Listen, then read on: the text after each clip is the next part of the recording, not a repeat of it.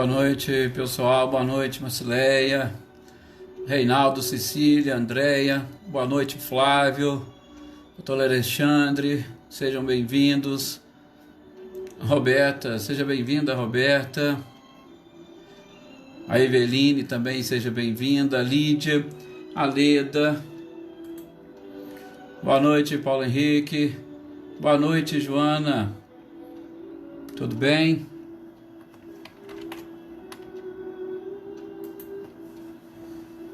Maí, boa noite, Maí Aparecida, seja bem-vinda. Ana Cristina, boa noite, James, seja bem-vindo. Júlio César, boa noite, Júlio. João Batista, nosso companheiro de Mogi de Guaçu, seja bem-vindo. Ricardinho e a Lúcia. Michele, boa noite, Michele. O Gabriel também, uma boa noite para vocês. Mariângela.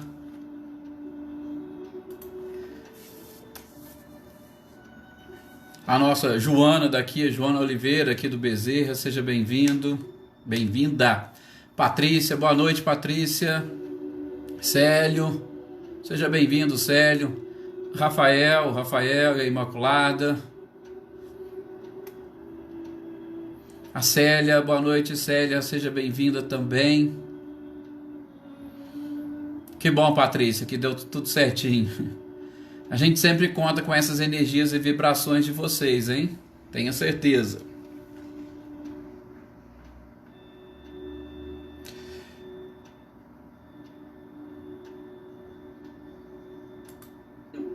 Rafael.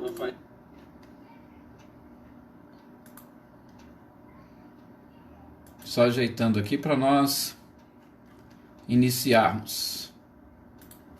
Ótimo. A Selma também, seja bem-vinda. Selma, Gislaine.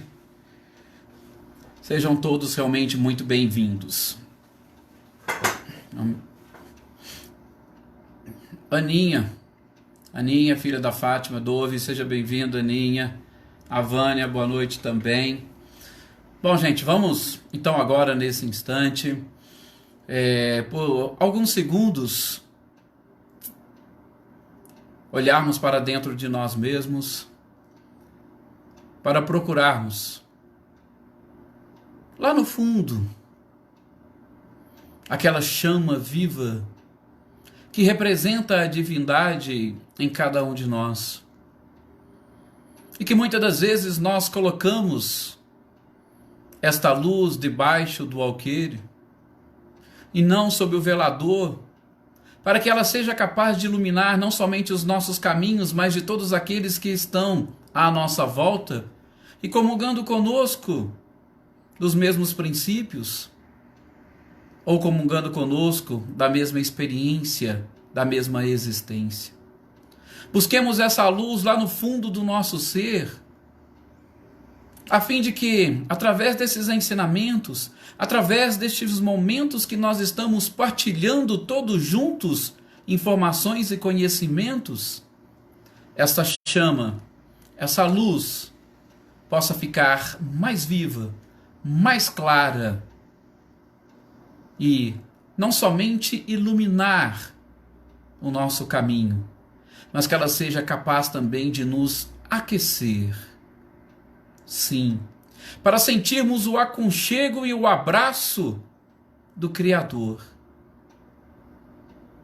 que dedica um carinho todo especial a toda e qualquer criatura, e que muitas das vezes nós não conseguimos sentir. Aproveitemos esses instantes exatamente para fazer esta viagem e identificar, e que todos vocês se sintam totalmente iluminados nesse instante. Que essa luz se espalhe e tome conta de todo o seu lar e de todas as pessoas que aí estão com cada um de vocês. Não se esquecendo também da luz abranger os espíritos desencarnados que também participam conosco desta existência.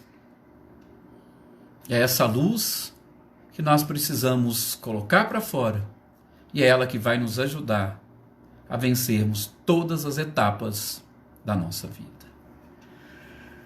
Que assim seja, realmente é muito bom. Mais aqui alguns companheiros entrando. A Edna, seja bem-vinda, o Alex, o Cido, o Arilson, sejam todos bem-vindos, a Helena, a Edir, o William, a Ângela. Que bom que todos vocês estão aqui participando conosco desses nossos momentos de reflexão e, sobretudo, de informações, onde nós vamos buscar hoje, dia de quinta-feira, exatamente no Livro dos Espíritos, as informações que Kardec nos trouxe, a fim de nos auxiliar. Essa foi a obra inaugural da doutrina espírita. O Livro dos Espíritos foi justamente o livro onde tudo começou. E é claro que todos nós sabemos que ele tem os seus desdobramentos, e esses desdobramentos nós também estamos vendo nos outros dias da semana. Em especial, nessa parte que nós vamos ver hoje, estamos estudando e vamos fechar hoje o capítulo 3º do Livro dos Espíritos. E o capítulo 3º do Livro dos Espíritos, ele fala justamente sobre a criação. Então não sei se vocês se lembram, nós começamos a falar sobre a formação dos mundos, como ocorreu essa formação dos mundos, como que Deus fez essa obra gigantesca, esta criação. É lógico que nós não fomos em detalhes, até mesmo porque nem os espíritos sabem ou conhecem os detalhes, mas nós temos a certeza de que foi tudo criado justamente por Deus. Nós iniciamos então este capítulo falando desta formação naquilo que nós poderíamos avançar e naquilo que nós poderíamos saber. Depois nós fomos para a formação dos seres vivos, como que os seres vivos foram formados. Trabalhamos inclusive naqueles detalhes que o próprio André Luiz, assim como o Emmanuel, também falam e deixam muito claros. Porque nós teríamos uma dificuldade de identificar lá aquele verdadeiro elo perdido, justamente a da formação do homem, porque este processo, pelo menos para a construção deste organismo que nós temos hoje, ele se deu tanto no plano físico quanto no plano espiritual. Ele não foi exclusivamente no plano físico, por isso é que nós dificilmente vamos conseguir identificar este famoso elo perdido. Ah, descendemos dos macacos? Não, não é bem assim. Mas nós temos semelhanças com os animais? Com certeza, nós temos muita semelhança com os próprios animais. E foi justamente de tudo isto que foi retirado e que surgiu, como a gente vai ver brevemente hoje. Quando falarmos dessas considerações de Kardec sobre a gênese planetária e a gênese dos próprios seres vivos, quando há esta simbologia de que o homem foi retirado da própria Terra, é exatamente por quê? Porque o nosso organismo, a nossa estrutura, ela veio justamente desta organização planetária. Todos os espíritos co-criadores em plano maior ou em plano menor, eles trabalhavam para que a matéria física inerente a este planeta fosse também responsável pela criação de tudo. A gente viu que o princípio material foi criado por Deus e está lá no fluido cósmico universal. E a gente sabe que o princípio espiritual também é criatura divina.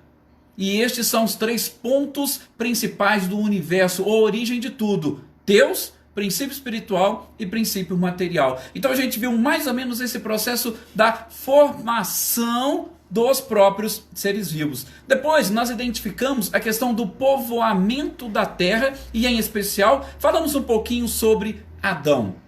Adão, em especial, citando a própria questão 51 do Livro dos Espíritos, onde é estabelecido mais ou menos aquela data em que ele surgiu. E nós identificamos que Adão realmente, ou essa raça adâmica, surgiu na forma como a Bíblia traz, mais ou menos em torno de 4.000 anos. Mas que esta raça adâmica, ela está ligada àqueles exilados de Capela, ou aqueles seres que vieram dar um impulsionamento a este processo evolutivo do nosso planeta, já alçado à categoria de provas e expiações, e aquele grupo, ou aquele grupamento de espíritos que teriam a sua última oportunidade ainda neste plano, ou melhor, neste planeta, para que eles pudessem atingir ou alcançar, Claro que não iam alcançar o mesmo estágio evolutivo de Capela, mas que teriam pelo menos condições de alçar um grau evolutivo capaz de serem reconduzidos àquele próprio planeta. Então, quando nós falamos de Adão, a gente está falando de uma raça, da raça adâmica e daqueles seres que ajudaram nesse processo de povoamento da Terra. E nós falamos também, inclusive, não sei se vocês se lembram, tirando do próprio livro de Emmanuel, A Caminho da Luz, algumas relações com alguns povos que habitaram o nosso planeta, principalmente nesta época, tá? E que trouxeram grande contribuição para a evolução do planeta. Falamos dos egípcios, falamos dos indianos, né? Falamos um pouquinho dos chineses, falamos do povo hebreu, de onde nós estamos extraindo boa parte, em especial nós aqui do Ocidente, de onde estamos extraindo uma boa parte das informações e dos ensinamentos que nós temos, sobretudo de onde surgiu a própria Bíblia, que eu tenho certeza que é a base do ensino religioso da maior parte de vocês que estão aqui nos acompanhando nesses estudos. Então, o povoamento da Terra saiu daí. As diversas, ou a diversidade de raças, que foi o tópico seguinte, também saiu justamente desses povos que vieram para determinadas regiões. Alguns não se conformaram e resolveram partir para outras regiões, e com isso foram se unindo aos terráqueos que já estavam aqui e constituindo assim raças diferentes, raças distintas, e essas diferenças que nós identificamos hoje, principalmente através da cor da pele, mas que, como nós vimos e descobrimos, são justamente miscigenações ou misturas que seriam necessárias para este avanço da humanidade. E aí a gente vai perceber a sabedoria da espiritualidade na resposta à questão 167 de Kardec, quando ela fala do aperfeiçoamento da criatura, a reencarnação para o aperfeiçoamento. E esse aperfeiçoamento, ele vai acontecer tanto no plano físico, porque nós estamos aperfeiçoando essa estrutura física que nós possuímos, como também no aperfeiçoamento moral. São as informações que eles trouxeram, com mais essas que nós estamos adquirindo hoje, e agora com mais os espíritos que estão trazendo as informações do plano espiritual, a gente tem essa condição de avançarmos um pouco mais neste processo e alcançarmos a própria perfeição. Então, as diversidades de raças, nós tocamos nesses assuntos. Aí até surgiu uma pergunta, um comentário, nós falamos um pouquinho dos incas, dos maias e dos astecas. Sim, eram povos que pertenciam ao planeta. Eles não estavam vinculados à capela como muitos outros. Eles estavam aqui e, é claro, também estavam em processo evolutivo desde o seu surgimento. E nesse processo evolutivo vieram os europeus, em especial os espanhóis. Com os espanhóis houve mais uma mistura e mais um avanço em todo este processo. É lógico que a gente não está aqui muito preocupados com a questão das dificuldades que, sobretudo, as, entre aspas, maldades que os próprios homens provocaram, em especial com a matança de muitos chamados indígenas, tá? Esse resgate coletivo que, por exemplo, o nosso próprio país tem, principalmente para com os negros africanos, por conta da própria escravidão. Então, a gente não está tocando nesses detalhes porque essa não é a preocupação de Kardec aqui. A preocupação de Kardec é justamente trazer para nós informações de como se deu todo este processo. Agora, o que foi feito, todos nós teremos, consequentemente, que pagar pelos nossos próprios erros, pelas nossas falhas. Tá? Por quê? Porque isso é uma necessidade para a nossa própria evolução moral. É aquilo que a gente está estudando lá no Céu e Inferno. Enquanto carregarmos alguma imperfeição, nós teremos que corrigi-las de um jeito ou de outro. De preferência que nós possamos corrigi-las pelo amor. Então, nós não estamos debatendo esses aspectos. Nós estamos falando da criação e como todo este processo aconteceu. E depois que nós vimos sobre essas diversidades de raças, Kardec trouxe algumas informações sobre a pluralidade dos mundos. Foram pequenos aspectos que ele foi acrescentando nessa pluralidade para mostrar para nós que Deus, com certeza, ele criou absolutamente tudo, em especial através dos co-criadores em plano maior. E que, independentemente do distanciamento de cada planeta do Sol, a gente viu, cada um deles tem a sua fonte de energia para que a vida ali possa prosperar. Então, às vezes a gente tem essa preocupação, por quê? Porque nós gostaríamos que todos os planetas fossem iguais. O homem vive à caça disso. Ah, tem determinado planeta que tem uma característica igual da Terra. Mas por que precisa de uma característica igual da Terra? Necessárias para que cada um dos espíritos ali... Então, neste processo todo, cada planeta com a sua peculiaridade, cada planeta com as suas características, cada planeta com o fluido cósmico universal inerente à energia que os próprios co-criadores colocaram, eles vão dar sequência no seu processo evolutivo. Não se preocupe se tem características iguais ou não, se eles têm um Sol igual ao nosso ou não, se o Sol vai atingir este planeta ou não, ok? Então isso foi o que nós vimos sobre a pluralidade dos mundos. Agora, nós vamos fechar esse capítulo falando da questão 59, onde Kardec ele não faz uma pergunta, mas ele vai trazer, ou ele vai tecer, considerações e concordâncias bíblicas concernentes à criação. Por quê? Gente, nós já falamos aqui, já discutimos em outros pontos, em outros estudos, sobre a principal influência que nós recebemos. Garanto a vocês, sobretudo aqueles que são mais experientes, nós ainda vivemos num grande dilema. Vamos acreditar no evolucionismo ou vamos acreditar no criacionismo? Deus como criador de tudo, como traz a Bíblia. A gente sabe que até hoje muitos povos ainda não conseguem aceitar o evolucionismo. Então, são duas doutrinas que precisam conviver. E é claro que se a gente for analisar no fundo, as duas coexistem. Nós temos sempre Deus como o criador de tudo. Mas nós temos também a evolução que nós hoje estamos tranquilamente conhecendo. Então, evolucionismo e criacionismo sempre têm que caminhar juntos. Mas, a par dessa questão preconceituosa, por quê? Porque tem muitos que não aceitam e vão levar a ferro e fogo a questão da Bíblia. Kardec vai tecer então algumas considerações para falar que o Espiritismo não é contra a Bíblia. Claro! O único detalhe que ele vai deixar muito claro logo no início dos seus comentários é que a Bíblia, sobretudo no Antigo Testamento, ela é carregada de simbolismos. E ela é carregada de simbolismos por quê? Porque o nível evolutivo das pessoas, ou nosso naquela época, não estávamos ainda preparados para entender e aceitar todas essas questões que nós hoje aceitamos. Como é que nós poderíamos naquela época falar ou ouvir falar de criação do universo se a gente achava que a vida era só do planeta Terra? Como é que ia falar de um fluido cósmico universal se mal a gente estava sabendo o que era um corpo físico?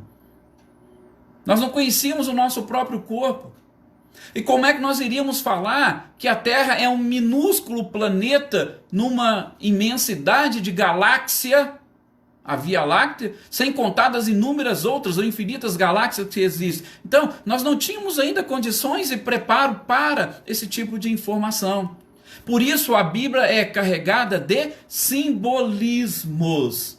E que a gente, lógico, precisaria entender um pouco, pelo menos para, neste processo evolutivo, quando a gente conhece a nossa própria origem, a gente tem condição e capacidade de avançarmos mais e melhor. Então, Kardec vai tecer essas considerações, inclusive dizendo que aquilo que para muitos parecem contradição, não é uma contradição, ela é algo apenas aparente. Por quê? Porque a gente precisa aprender a traduzir os símbolos. Quando a gente aprende a traduzir os símbolos, aí a gente vai identificar. Por exemplo, quando nós falamos de Adão e Eva.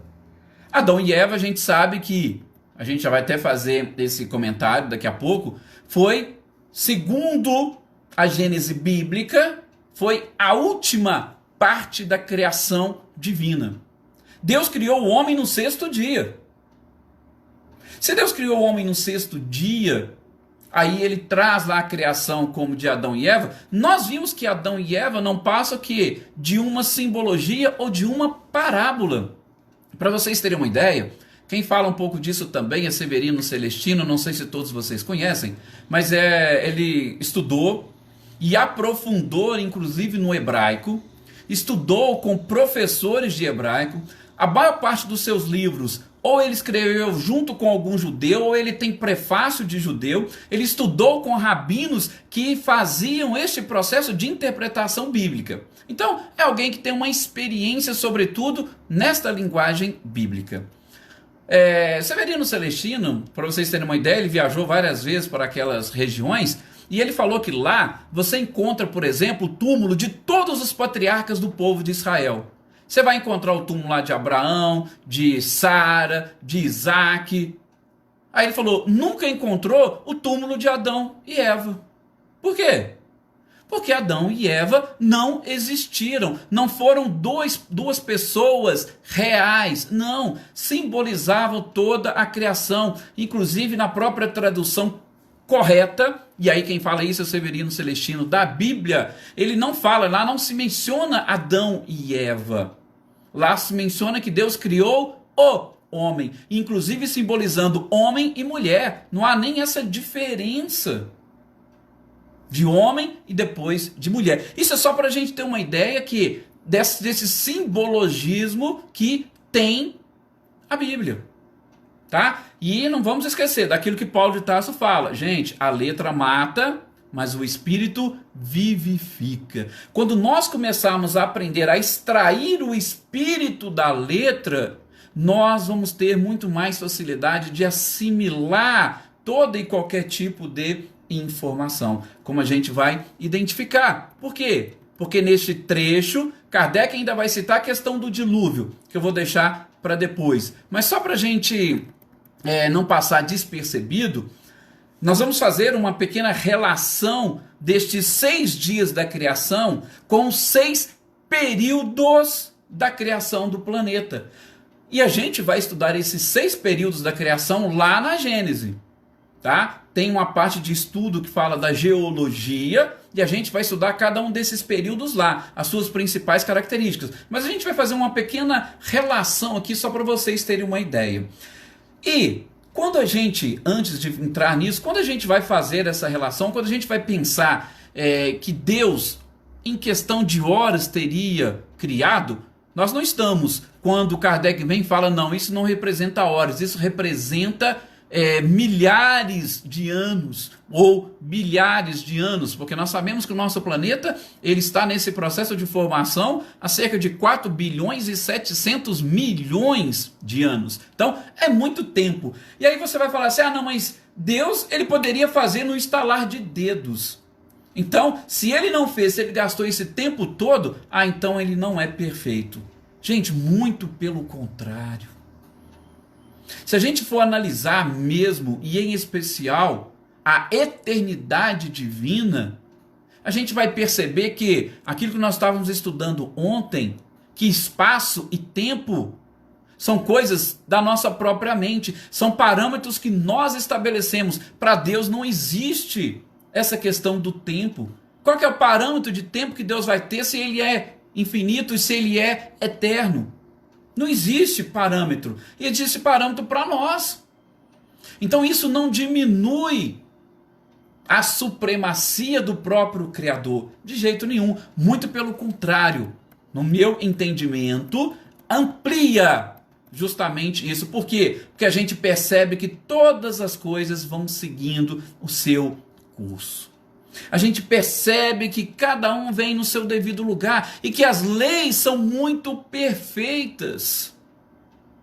Para que Deus faria isso? Com qual objetivo? E como nós explicaríamos essa diversidade? Por quê? Porque a gente vai identificar, vou repetir, nós vamos falar desses assuntos lá na Gênese mais para frente. Por quê? Porque a Gênese é justamente o desenvolvimento dessa primeira parte do Livro dos Espíritos. Então a gente vai ver de forma mais aprofundada lá. Como que a geologia descobriu esses períodos de formação da Terra? Principalmente através dessas camadas que a Terra possui. Agora, Deus então vai construir no estalar de dedos tudo isso e vai estabelecer camadas para enganar a gente achando que não vai. E a gente sabe, a ciência hoje já comprovou como que este processo, e ele é um processo muito lento, ele não é um processo rápido, tá? Então, só para a gente saber, a Bíblia fala que Deus criou tudo em 6 dias. E nós vamos estudar que essa criação foi mais ou menos em 6 períodos. Que períodos são esses? Bom, o primeiro deles é o chamado do período primário. Foi justamente onde Deus teria criado, ou, de novo, como a gente já comentou e vamos estudar depois, os co-criadores em plano maior tiraram uma partícula de determinados lugares, pegaram o fluido cósmico universal, imprimiram uma determinada força, imprimiram um determinado movimento, e neste processo foi se formando o planeta, ou os sistemas, tá? Quando formou, aí já vamos partir daí. Formou o planeta Terra era uma bola incandescente. E como ela se desprendeu de um outro astro e com esse movimento ganhou toda essa incandescência, ele precisaria se resfriar. E a gente sabe que as coisas não esfriam da noite para o dia, de uma hora para outra. Gasta-se um tempo. Então, este período primário, quando fala dessa criação divina, aí lembra que eu comentei ontem, citando Humberto Ruden, falando do criar, que é justamente quando retira da essência. A própria Bíblia, inclusive hebraica, porque o Antigo Testamento, ele foi escrito com pouquíssimas exceções, todo ele em hebraico, e o segundo no grego. O hebraico, o próprio Severino Celestino vai falar que eles utilizam uma expressão para denominar Deus, diferente da que eles utilizam em outros pontos da própria Bíblia. E é nesse ponto que a gente vai buscar lá em João também, no início do seu evangelho, quando ele fala do verbo e o verbo se fez carne, tal. Quando ele vai citar essa questão do verbo e do verbo criador, ele está falando de uma origem. Assim como ele repete depois lá no capítulo 17, se eu não estou enganado, que o próprio Cristo disse que quando Deus criou, ele estava ali perto, ele estava junto. Então, essa é o primeiro período, o primário, quando se desprendeu e quando começou o processo de formação do próprio planeta. Esta seria justamente essa primeira etapa, como está lá na Bíblia. Foi a criação ou a montagem ou o esboço deste próprio planeta. Depois vem o segundo, que eles chamam de período de transição. Nesse momento, a Bíblia ela vai falar que foi justamente quando começou, quando surgiu a luz, quando quando as águas começaram a se formar, tá? Antes da separação. A separação na Bíblia seria no 3º dia, que a gente vai ver aqui que é no período secundário, que é no próximo. Mas nessa, onde começou o processo de resfriamento da Terra, a Bíblia fala justamente que começou também esse processo de evaporação das águas e que houve a formação das nuvens, a Terra estava envolta por determinados gases, não chegava a luz do Sol aqui no planeta. Então esse processo de evaporação e de limpeza da atmosfera é que fez com que a luz começasse a surgir no nosso planeta. Começamos a limpar a atmosfera, justamente no 2º dia que esse processo todo foi acontecendo. Depois, o período secundário seria essa 3ª etapa, ou aquilo que seria o 3º dia. Não é que são coincidentes essas etapas. Vou repetir que nós vamos estudar isso com detalhes lá na Gênesis. Eu só estou fazendo essa referência para vocês verem. Se foi construído em 6 dias, nós temos aqui 6 períodos de construção do nosso planeta. No período secundário, foi justamente onde houve na Bíblia, a separação das águas, onde houve a formação dos próprios continentes, onde começou a surgir as primeiras vegetações e onde também surgiram aqueles primeiros animais, os dinossauros, vamos ser mais diretos. Tá? Então, era uma vegetação totalmente diferente da que nós temos hoje, mas foi o início deste processo, nesta terceira etapa ou nesse terceiro dia. Tá? Foram vegetações e foram animais que estavam preparando o nosso planeta. Porque aí no quarto período, no período terciário, a Bíblia vai falar que foi onde foi criados os astros, né? Foi criado o Sol, teria sido criado a Lua, e a gente sabe que o Sol, principalmente, ele veio bem antes, tá? Mas nesse período, é justamente naquele período onde nós podemos estabelecer, quando houve essa perfeita separação, tá? Quando o Sol começou, aí sim, a alimentar a vida, começou-se a surgir, sobretudo nos mares, as primeiras formas de vida que nós conhecemos. E quem vai falar muito disso, e bem, é André Luiz no livro Evolução em Dois Mundos. É justamente neste quarto período da formação do nosso planeta, que seria o quarto dia do que consta lá na Bíblia. Kardec vai informar, inclusive, que a própria vida animal nesse período era difícil, tá? Esses animais gigantes vão ser destruídos. Nós temos aí os fósseis para poder comprovar este período. A gente vai falar disso depois. E que precisaria de uma nova reestruturação, aí sim, uma limpada geral para que o nosso planeta tivesse condições que possui hoje. Aí é que veio o período diluviano, que seria o quinto dia ou o quinto período.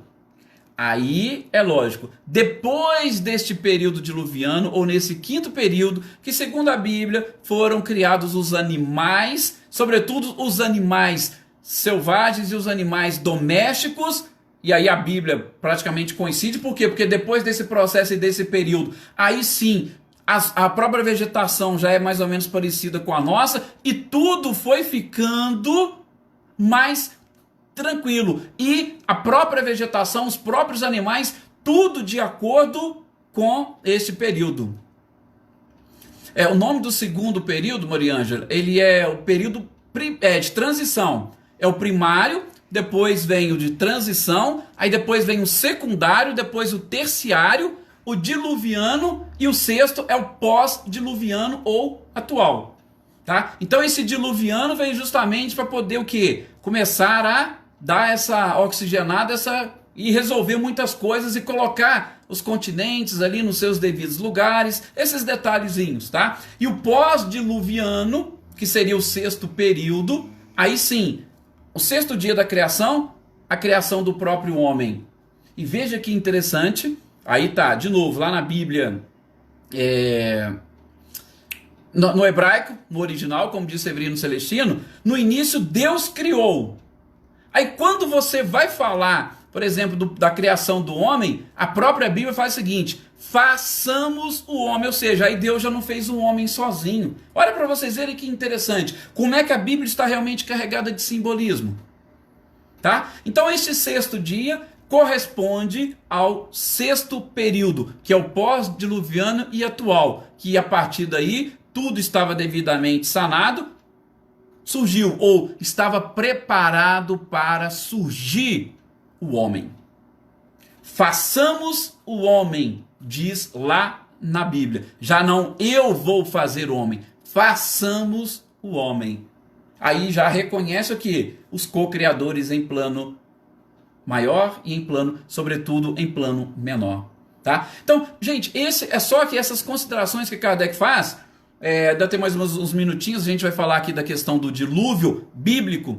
Essas considerações é interessante, a gente vai ver isso depois com detalhes. É só para a gente ver que não está de todo errado. É o simbolismo que Moisés trouxe e estabeleceu ali, que hoje nós conseguimos ver e nós conseguimos entender através de todos esses períodos que foram necessários para o planeta chegar nessa condição que ele se encontra hoje. Ok? Sobre o dilúvio, e aí é nessa questão 59 que Kardec vai comentar, mas também não se preocupem, porque Porque lá na Gênese nós vamos estudar tanto o dilúvio global, podemos assim chamar, quanto o dilúvio bíblico, tá? O que Kardec chama atenção para mais uma vez explicar essa simbologia é que se nós pegarmos o dilúvio que consta na Bíblia, tá? Que aconteceu ali com Noé, o que a gente teria que fazer? Nós teríamos que fazer o seguinte raciocínio. A gente já sabe que Adão e Eva não poderiam ter gerado toda a população do planeta. Mas esse dilúvio, segundo consta na Bíblia, ele teria ocorrido por volta de 1657 depois de Adão. Então, se aconteceu 1657 depois de Adão, olha só, Noé, depois de outros, por exemplo, depois de Jacó, foi apenas 600 anos. Quando Jacó migrou para o Egito, que já estava totalmente povoado, em questão de 600 anos, já conseguiu só Noé com sua família povoar o globo inteiro. Essa é a referência que Kardec faz. Não tem como nós concebermos isso. 600 anos é muito pouco para de uma única família também nascer toda uma descendência que já tinha milhões de pessoas. E ele vai falar, nós vamos ver isso também lá na Gênese, que essa mesma história do dilúvio bíblico com Noé é contada também no livro Vedas, que é um livro hindu, que conta justamente a mesma coisa e do mesmo jeito, para nós vermos que representa verdadeiramente uma lenda, de uma história. E o próprio livro Vedas também foi escrito mais ou menos aí em torno de, salvo engano, uns 3.000 anos antes de Cristo. Tá? Então só para a gente ver que tudo já daquela época existia isso. E ele vai mostrar, e a gente vai ver também na Gênese, que este dilúvio bíblico, ele atingiu determinada região, e aí ele vai explicar, tá? Uma região da Mesopotâmia, e onde inclusive habitavam os antepassados do povo hebreu. Nós tínhamos lá o Mar Negro e o Oceano Boreal, e também ali nas proximidades tinha o Mar Azov e o Cáspio. E esses mares, principalmente os dois, eles hoje são de água salgada. E como explicaria essa água salgada? Ah, não foi só água da chuva? A gente sabe que a água da chuva não é salgada. Então, para mostrar que em toda aquela região houve sim uma grande inundação que provocou, é claro, alguns estragos. E a gente vai ver isso quando estivermos estudando lá a Gênese. Então, Kardec faz essas considerações concernentes a essa pequena comparação, só para mostrar para nós que a Bíblia, ela sim, tem uma carga de simbolismo muito grande,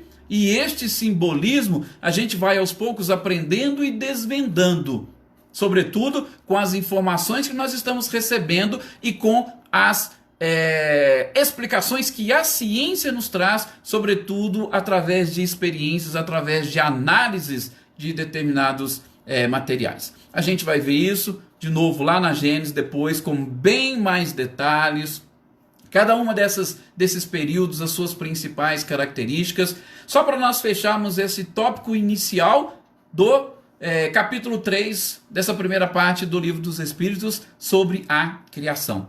Espero que tenha ficado um pouquinho claro para vocês. Até o Júlio colocou aqui uma simbologia aqui, depois a gente troca uma ideia sobre isso. Júlio, a gente vai comentando. São realmente muitos os símbolos, e tem diversos livros interessantes. Eu já citei um para vocês aqui. Tem um livro do Dom Estevão Bittencourt, Para Entender o Antigo Testamento. Ele vai explicando também muitas dessas simbologias que o povo utilizava. E a gente só precisa aprender um pouquinho delas para a gente entender a Bíblia. Mas nós vamos seguir com a nossa doutrina espírita, justamente com essas informações que Kardec e a espiritualidade nos traz. Eu tenho certeza que nós vamos esclarecer muitas coisas neste período. Mais uma vez, muito obrigado pela participação de todos vocês. Chegamos ao final, inclusive, para variar, né? A gente sempre ultrapassa um pouquinho aquele tempo limite que nós estabelecemos, mas que todos vocês tenham conseguido captar um pouco dessas informações, relembrar aquelas que vocês sabiam e, sobretudo, que vocês tenham sentido essa energia e vibração, principalmente para iluminar o lar de vocês. Fiquem em paz.